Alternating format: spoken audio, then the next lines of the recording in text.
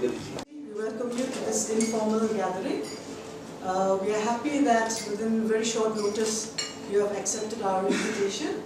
Now some of you were there when the Education Department had organized the outreach awareness session, and unfortunately our Vice Chancellor was not there due to his other engagement. So we thought this would be a better platform to have an informal interaction for you to understand and know more about what the university is offering. And so I expect some interaction also. So before we proceed and hear from our Vice Chancellor, I request Mr. Bakshi to kindly say something. There was an awareness program in Tura, followed by a press conference, and this is the fourth such meeting in which we are reaching out to all of you, the heads of institutions in the whole state. So at the very outset, I'd like to thank Dr. Indrajit Dubey sir for giving his special attention for this cause on the mission mode. This is the word which we use in government, mission mode. So over all these few weeks, we have been working very closely with NLU Meg to explain to the people all over the state what a wonderful opportunity this the various courses offered by NLU Shillong bring to our students. And as all of you might be knowing, the admission process is very much on. From the Education Department, we like to share with you that the class 12 results are already out. So particularly over these last few days, there must have been a jump in the number of applications received. We wish all the very best to National Law University Shillong, and we hope that in the next few days, as we come close to the last date, there will be a phenomenal jump in the number of applications which we are going to get, not just from our state, but other states also. This is just a meeting to reassure Sir, Madam and the whole team. We are with you, as our Chief Justice of the High Court, Honorable Justice Sanjay Banerjee sir said in the meeting, that we are an extension of you. You are a part of us. So Education Department and National Law University are in fact one team. We are an inseparable team, and we really hope that the first batch of the National Law University Meg takes off with flying colors. Thank you, sir. This idea, and sir, I think a few words from you. Thank you, madam. Thank you for this opportunity. We thought, we should meet over lunch, because really to spread the word about NLU, to take off from where Sir Bakshi spoke. This is a great opportunity for our young students, and I think the only way to spread the word, get the best opportunity, and all of them get a chance to hear about NLU. Many of them may not have heard. Results are just out. Most of the students are now anxious. They are applying to various places. So through the principals, through your word, through your encouragement, I think this is a great chance for you to please tell your students, you have BBA LLB Honours, BS and BA LLB Honours, and in fact, we are happy to share that. So in terms of infrastructure, in terms of quality of teaching and pedagogy, we have Professor Indrajit Dubey, who is the first Vice Chancellor. He's coming from the Rajiv Gandhi School in IIT Kharagpur. So he's bringing in a vast amount of experience in terms of, from the school there in IIT Kharagpur. Is committed to it. We all as one family, as Sir mentioned. And therefore, the only way we can make it successful is if we get the cooperation from all of you. So my humble request to all of you is, please spread the word. Tell students to apply. Many of them may not be aware of the avenues in law, because the avenues in law today are not restricted to the territory of Meghalaya. Many of the NLU grads, I can share my experience. I graduated from National Law School in Bangalore in the year 2008. Many of my batchmates are working in multinational law firms in London and in parts of the world, or they are lawyers with international organizations like the World Bank, like the IMF, like ADB, etc. Or they are in corporate law, or many of them are litigating. Some of the alumni from National Law School are also becoming judges as of today in different high courts in the country. Many of them are civil servants. Very well in terms of promoting legal education, So this is a great opportunity. Many of our students may not be aware. Many of our students, I am told, also apply for NLUs outside the state. They give CLAT exams. So there would be this opportunity that our students in Meghalaya get the best legal education sitting here in Shillong. So really, I think this outreach is important, but it's obviously not enough. You have to also then further outreach through your students, through parents, have similar programs, and spread the word. So that's my humble request.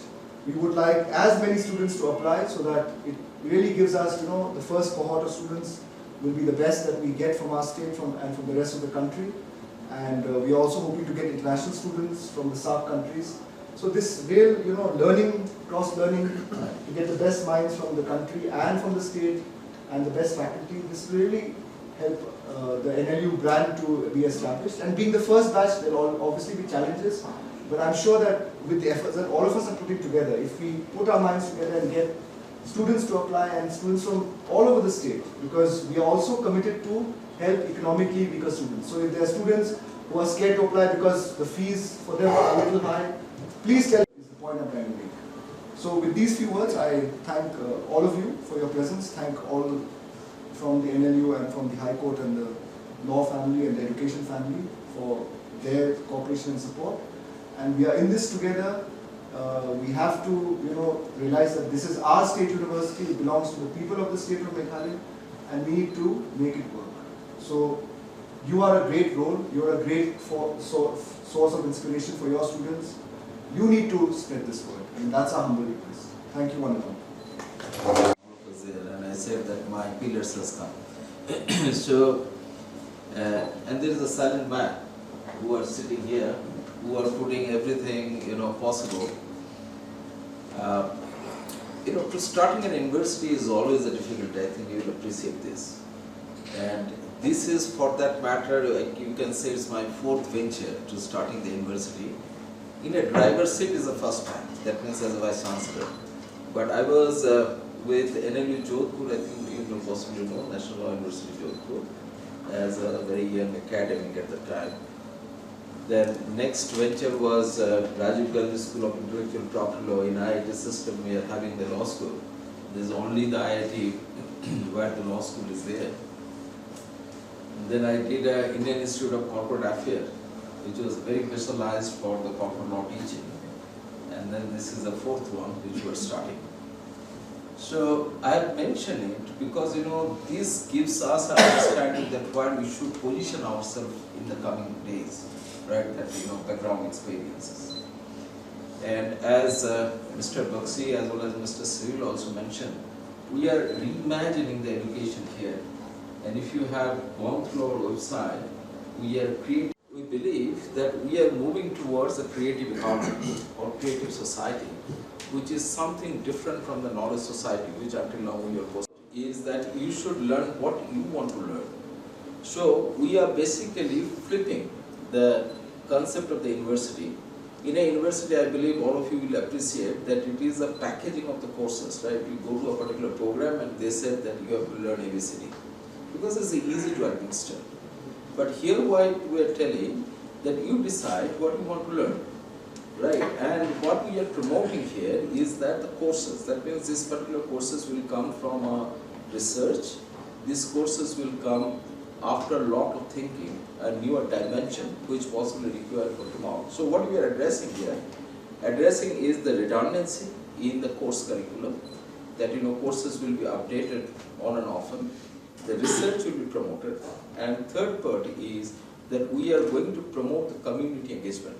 Because I personally believe, and all of us in the university believe, that if the university is not relevant for the society or societal discourse, what we are doing, then there is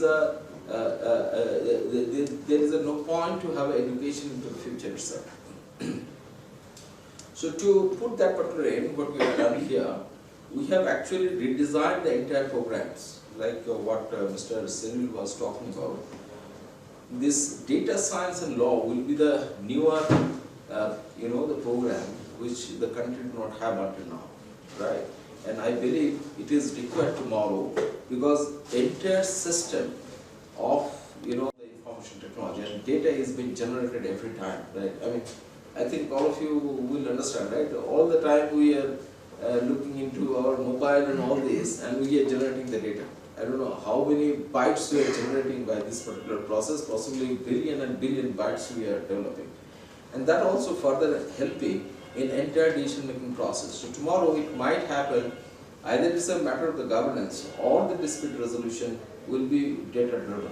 So we are preparing that kind of a cadre in our university who can really serve this particular coming year's challenge.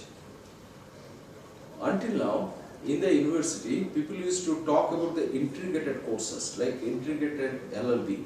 We are talking here about dual degree LLB. Now, dual degree means the degree will parallelly learn with the law learning as well as the domain learning. And at the end of the day, student has a choice to take the law as their profession, or they can go to that particular domain where they wanted to go. Now, what we are telling in the university, the core is the law, but it will be supported to all other particular disciplines.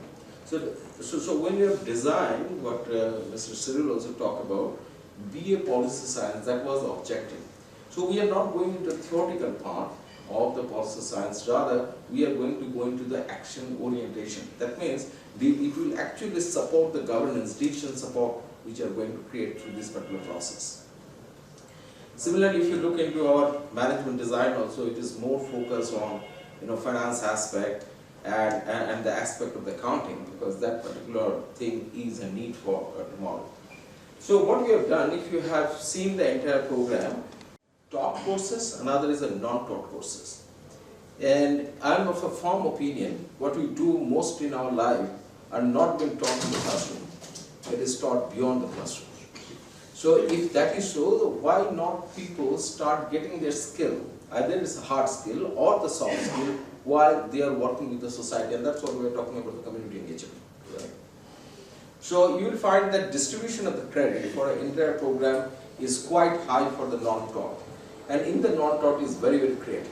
Like, I'll give you a couple of examples just to draw your attention. Imagine we are talking about the little documentary. Now somebody might have an interest on filming. Now there is a large number of the social issue that can be understood and create an impact by the filming or creating the documentary, which might not be even by black letters, either when you are writing a books or you are writing in a newspaper or something. So a student can take it like that, to do that. You are going to keep the advisory support, and this advisory support will come from the different kind of expert. Next is what we are talking here in this university, that this university will be driven by technology ecosystem. Now, technology ecosystem means your entire your skill building, knowledge assessment, and also delivery of the content will be on the technology platform. So we are going to use the LMS, learning method, step ahead by imbibing the concept of immersive learning. Immersive learning is where you are going ahead, where you will take the assistance of the AI to enhance your learning process and all this. So we are quite different stage of delivering the learning, and that's the reason, right? And these particular classroom are state of art, right? It is as if you are, even if you are delivering from the remote places, as if you are in the classroom and you are delivering. So there is a two-way interaction and all this. So this is another aspect which we are bringing in a technological platform. Now let me tell you another thing. See, until when we have for the rest of the time, right, with that particular degree. But as the things are changing, the degree self-life will be much lesser. It won't be 30 years, maybe 5 years or 6 years. So there is a need to have a reskilling, relearning, and upskilling of a person again and again. So we are creating a very flexible system in the university, so that if somebody is required to come back in the university, they can contribute in the university and they can upskill their knowledge. So in a master degree program, we are adding a concept which is called a micro degree program. In a micro degree program, what will happen, any professionals or any person who want to upgrade himself, he can come in the university, take the course for a very less period of time, maybe 5 days or 7 days, and then keep on accumulating the credit. And once you are completing this particular credit, at the end of the day you might get the degree. So that is what the engagement we are doing. Another very important thing in this university, we are promoting the interdisciplinary schools, and I believe you must have given a glance and you must have seen the area of study. And there, if you see this area of study, we are basically putting something which is very, not very law-based, but from the domain of the law-based, like, sustainability study. Now, sustainability is, I think, touching everywhere. We are talking about the law and technology. So law and technology, technology is touching everywhere, and we don't have really much of understanding about the law on that basis. So this particular school will going to promote the research in this domain, and from the research, whatever we are going to get, we are going to lunch. I will not speak much, but and these two gentlemen has to rush for the meeting. There is only 15 minutes left for them to. So let us grab the lunch first, and then if there is any question or anything, we will sit across and we will talk. And I believe, being educated, you are all thinking the same line, the way we are thinking. And let us put our hand together to create a next experiment. And if we are successful here, that will be the further forward to the country itself. Even I would say, even neighboring countries also. And in our discussion, which we keep on telling, we are imbibing the NEP, but we are not restricted up to that particular limit. Rather, we are going for NEP plus, because the many things which we are doing here has not been even thought of by this, NEP and all this thing. So thank you so much for joining us. It's really nice, and I will go what Mr. Cyril said, that apart from your social media, your electronic media, your print media, word of mouth is very important. So we still look into our teachers to say that, well, is this a good program? So if you tell your student that this is a good program, if you tell your colleague there is a good program, then possibly this will take it to the different level. And I would love to have answering any question you have relating to these particular issues, and let us start owning the idea. Until we own the idea together, we cannot deliver. And I believe what he said and what Mr. Bakshi said is very, very important, that we have to act together. And until we do that, we cannot create a change into the system. Thank you so much for giving a question.